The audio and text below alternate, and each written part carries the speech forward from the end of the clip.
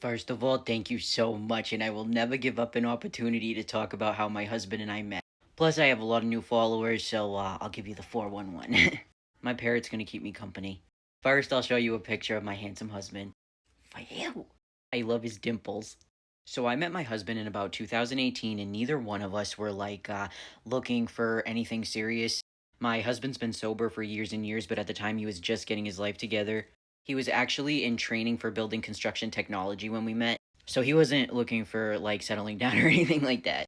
And I was fairly new to my transition. Like, I had recently had top surgery. I was on hormones for, I don't know, maybe like a year and a half or 2 years. And honestly, I was pretty much giving up on dating.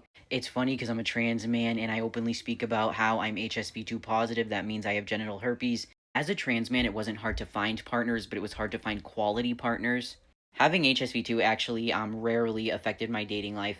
The reason I gave up on dating was because I found that the majority of people just didn't know how to take in me having a child who had like a lot of extra needs. Not to say that I like introduced my kid to a bunch of people, I did not. However, when I would meet people, I'd say right out the cut, listen, I have a child who is disabled, and there's a good chance that he will rely on me like for the rest of my life. And if you're not okay with that, then we can't move forward.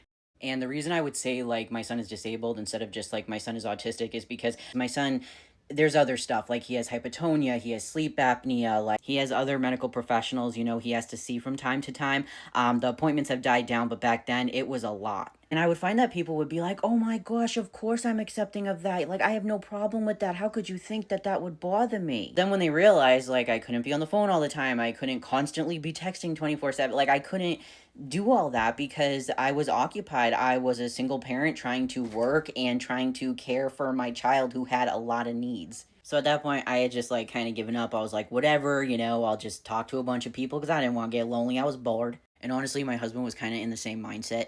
He was in training. Look, he's so young here. But he was in training. He was going to move on to advanced training. So he just wasn't in a spot where a relationship was very realistic. So literally for like a year, we just like basically FaceTimed, like called each other on and off, talked on and off. Like I'd ghost him, he'd ghost me. Like it was just, it wasn't like serious. But we always found our way back to each other. We couldn't stay away from each other. Then things kind of got crazy because my liver started to fail on testosterone, so I had to discontinue and I made a decision to detransition for a short period. It only lasted like a month and a half, but during this time, I stopped talking to my husband because this is what I looked like. I mean, he was used to dating me as I am now and with a beard. And I mean, he likes dudes. I'm like, there's no way he's going to be interested in me now. But he actually reached out to me and he was like, "Hey, did you stop talking to me because you detransitioned and you think I won't be interested?" And I was like, "Well, yeah." And he's like, "Well, you're wrong." And we actually started hanging out in person. Like he borrowed a car from one of his friends and drove like 4.5 hours. And like this is actually I think our second date. It was at a drag show in Boston. We would meet up on the weekends because at the time my son's father was alive, so he had him on the weekend, so I had some free time. And it was perfect because we didn't want to introduce my son really quick. He used to work in respite, my husband, so he understood that like, my son being autistic, like it takes even more time sometimes, and we just wanted to be more careful.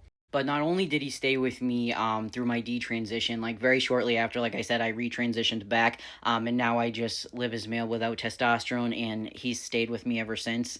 But one thing that to me is just like I don't know. It's not that it it's not that it like sealed the deal because I had a feeling he was my soulmate, but like I said, my husband he's been sober a long time, but he did struggle a lot with alcohol. And the weekends were the only time he was able to still drink, being in training and everything. But when he started hanging out with me on the weekends, he made a decision not to drink, not for me. A lot of times when we hung out on the weekends, we'd be in Vermont or New York. So we'd be like 4 to 5 hours away at times, and he stayed sober because he knew I didn't like driving on highways, and he wanted to ensure that like if I ever had to get my kid for any reason, that he could like get me back there as fast and safely as possible. And to me, that spoke volumes because he completely gave up his freedom on the weekends just to make sure that I could get to my son safely. So, yeah, we got married in 2020, I think.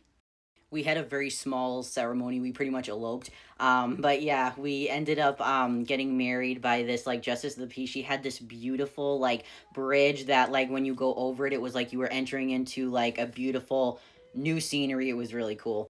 Fun fact, I've known since I was like 6 years old that I was gonna elope. I've always said I'm not like I love weddings. I love going to weddings because I love food. But I have always said that I know I'm gonna elope because I could never spend money on a wedding. I just could never. All I would be thinking about the whole time was like imagine how many toaster strudels I could buy like from this atmosphere.